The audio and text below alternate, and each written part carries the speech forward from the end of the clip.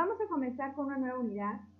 La unidad sería la unidad 3 y el título es Materiales ferrosos. Vamos a comenzar con el tema 3.1, que es el diagrama hierro-carbono, seguido con los tratamientos térmicos. Entonces, ¿qué es el diagrama hierro-carbono? Bueno, el diagrama hierro-carbono es una representación donde se ven todas las transformaciones que pueden sufrir los aceros al carbono.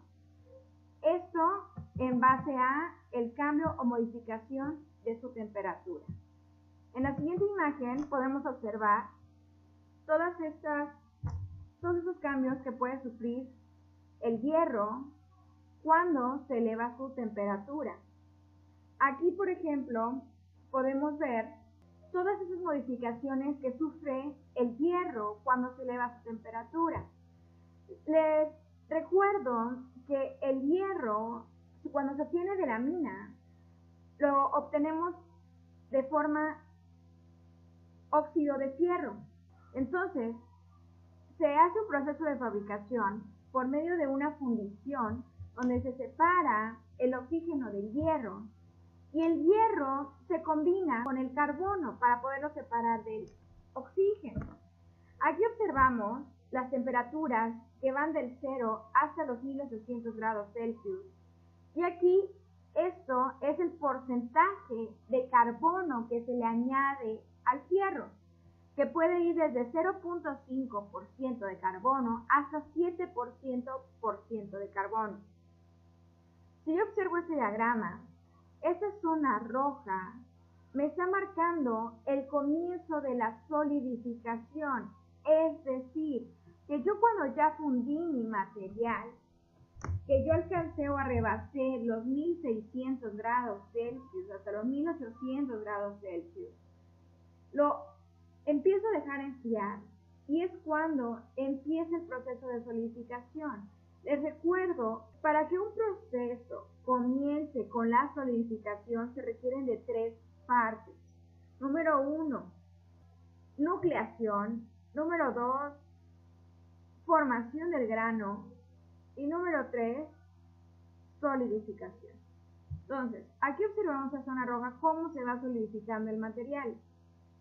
Y cuándo finaliza esta solidificación. ¿Ok? Si observamos, cuando tenemos mayor porcentaje de carbono, el comienzo de la solidificación es aún más arriba, a una temperatura mucho más alta. Con un porcentaje de carbono menor es más baja. Aquí hay otra zona muy importante, como la zona eutectoide o eutéctica. ¿Cuáles son esas zonas? Bueno, aquí nos está diciendo el diagrama hierro-carbono que de 0 a 1% va a ser una zona hipoeutectoide. Solamente el 0.8% corresponde a la zona eutectoide y del 1 al 2% es una zona llamada hipereutectoide. Del 2 al 4.4% es una zona que se llama hipoeutectoide y del 4.5% hasta el 6.67% es una zona hipereutéctica. Si yo observo, antes de llegar a la zona eutectoide, mi material está en un estado ferrítico. Cuando llega a la zona de 0.8% de carbono es ferrita más perlita. Del 1 al 2% es perlita más cementita. Del 2 al 4.5% es perlita más cementita más ledeburita. Es decir, puede estar en estos 3 o puede tener combinación de estos 3. Entre más me acerco a la zona eutectoide, podría ser más ledeburita o más cementita. Rebasando la zona eutectoide, ya es un material completamente cementita y ledeburita. Cuando yo observo mi diagrama hierro-carbono, me doy cuenta que puedo pasar de un material duro a un material suave. ¿Qué quiere decir esto? Que se modifica su estructura cristalina de un tipo cúbico centrado en el cuerpo a un cúbico centrado en la cara. Y esto quiere decir que ha llegado a una zona austenítica. Un acero austenítico es más suave que un acero ferrítico o perlítico. Cuando tiene un mayor porcentaje de carbono, ya es un acero de tipo cementita. Y si se eleva la temperatura, puede cambiar a una austenita cementita o completamente ledegurita. Así que, si yo elevo su temperatura a una temperatura muy alta, sin llegar a la zona donde se modifica su estado de agregación, es decir, sin que pase a una zona líquida, entonces yo aquí puedo ver que se modifica también su estructura. Dentro de las propiedades mecánicas que tienen los aceros, sabemos que tiene una resistencia ténsil en porcentaje, tiene un porcentaje de reducción, como lo vimos en la unidad pasada. Si ¿eso de qué depende? Depende del porcentaje de carbono. Es decir, si yo tengo un acero de bajo carbono, como viene siendo 0.01% de carbono, su punto de excedencia van a ser 26 libras sobre pulgada cuadrada. Su resistencia ténsil 45 y su porcentaje de elongación 45, su porcentaje de reducción 71%. Si yo aumento esa concentración de carbono, ese porcentaje de carbono, puedo observar que su punto de excedencia puede aumentar hasta 100 libras sobre pulgada cuadrada. Puede aumentar su resistencia ténsil a 153 libras sobre pulgada cuadrada. Su porcentaje de elongación o de reducción también se modifica. En este caso, disminuye ese porcentaje de reducción y de elongación. En la siguiente imagen podemos observar diferentes tipos de aleaciones de acero al carbono. Por ejemplo, aquí tiene un número IC, el C1010, el C1060, 1060, 1074, 1080, y también tiene un número SI. ¿Por qué se le da el número SI? Sabemos que el número IC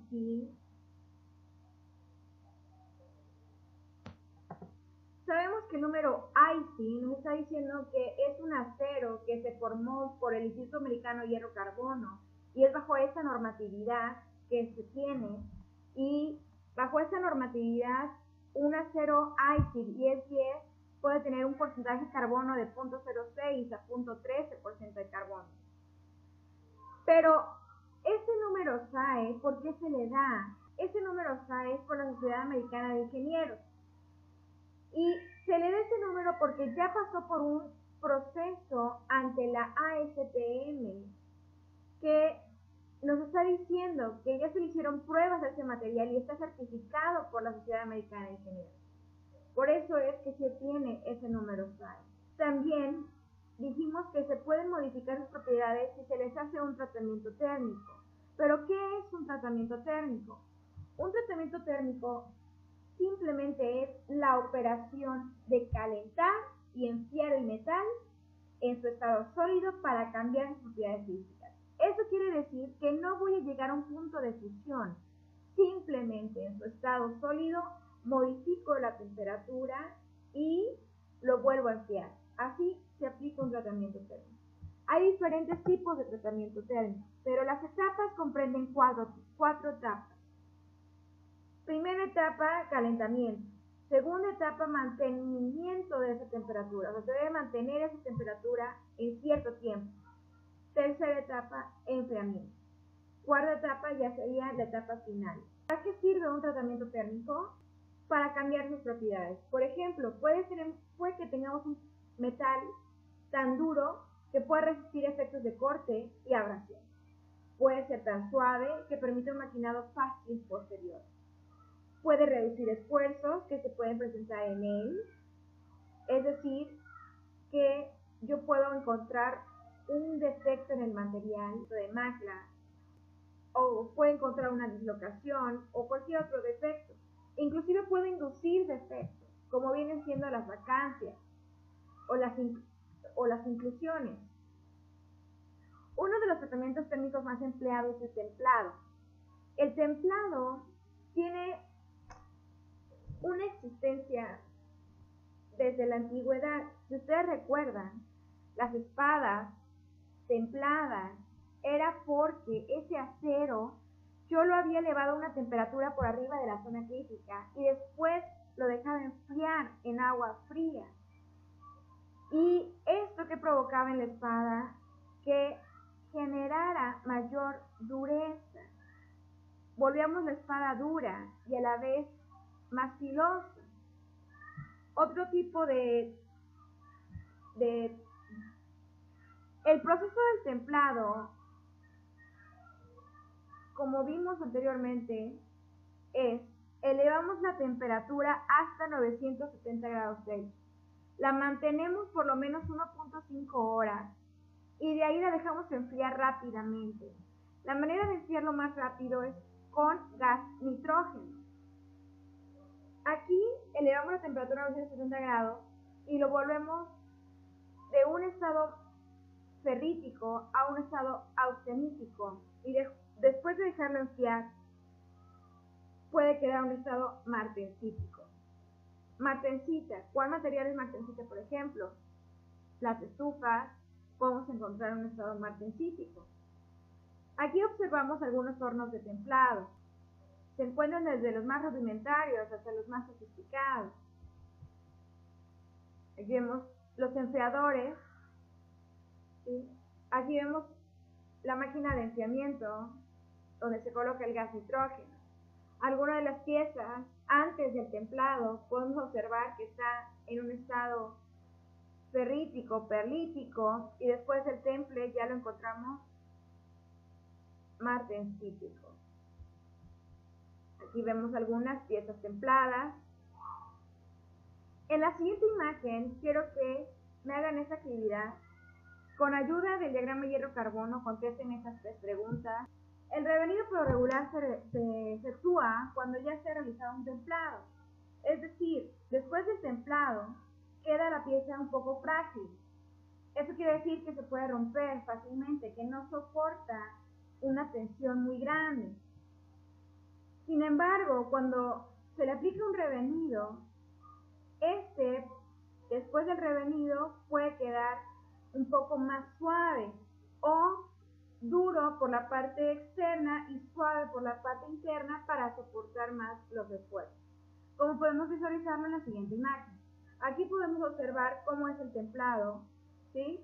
Y después del templado, lo volvemos a calentar hasta 100 grados Celsius unas 2 horas y entonces lo dejamos enfriar a una temperatura ambiente. Aquí podemos observar algunos hornos para revenidos. Y en la siguiente imagen vemos una pieza ya después de haberle efectuado el revenido. En la siguiente imagen vamos a ver el austemplado. ¿En qué consiste el austemplado? Es un proceso de tiempo interrumpido. ¿Qué quiere decir esto? Que se calienta y se enfría varias veces la pieza y la temperatura no excede los 700 grados Celsius. Una pieza austemplada convierte la austenita en una estructura dura llamada painita. El acero se mantiene a una temperatura por debajo de los 430 grados Celsius, templándose rápidamente. Puede ser 430, pero podemos ir un poco más arriba de 430, pero no llegar a los 700 grados. Mal templado. Aquí el acero se templa rápidamente, pero desde la región austenítica hasta una temperatura de 370 grados Celsius. Por lo regular, el mal templado es otro tipo de tratamiento muy similar al revenido. El recocido es muy similar cuando ustedes van a la cocina y dejan una pieza por largo periodo de tiempo para enfriarse y la carne quedó suavecita, así es muy parecido al recocido. La pieza la colocan la colocan en el horno, la aumentan la temperatura por arriba de la zona crítica y la mantienen así durante cierto tiempo y después la dejan enfriar, pero el enfriamiento es lento. Eso quiere decir que van a ir disminuyendo la temperatura gradualmente por largo periodo de tiempo. Como podemos observar en esta gráfica, aumentamos la temperatura hasta 800 grados Celsius, la mantenemos una hora y de ahí vamos disminuyendo la temperatura gradualmente. Aquí vemos unos ejemplos de los hornos para recocido. ¿Sí? Vemos que es temperaturas muy altas, las piezas se sobrecalientan y lo más común es el alambre recocido. ¿Cómo es el alambre recocido? Pues es muy maleable. Nos sirve en una estructura y fácilmente se moldea, doblamos y no hay ningún problema, no se rompe el alambre. Normalizado, tratamiento térmico que consiste en calentar el acero a 10 o 40 grados Celsius arriba de la zona crítica y después lo dejamos enfriar a temperatura ambiente. Es muy parecido al templado, sin embargo aquí el enfriamiento es a temperatura ambiente. ¿Sí? Aquí en esta imagen observamos diferentes tratamientos térmicos, lo que es el templado, normalizado, recocido y revenido. Esos son los más comunes. De ahí tenemos otros más, entre ellos el autotemplado y el mar templado. Aquí vemos un horno para el normalizado, que son temperaturas muy altas, pieza normalizada y sería todo. Gracias por su atención.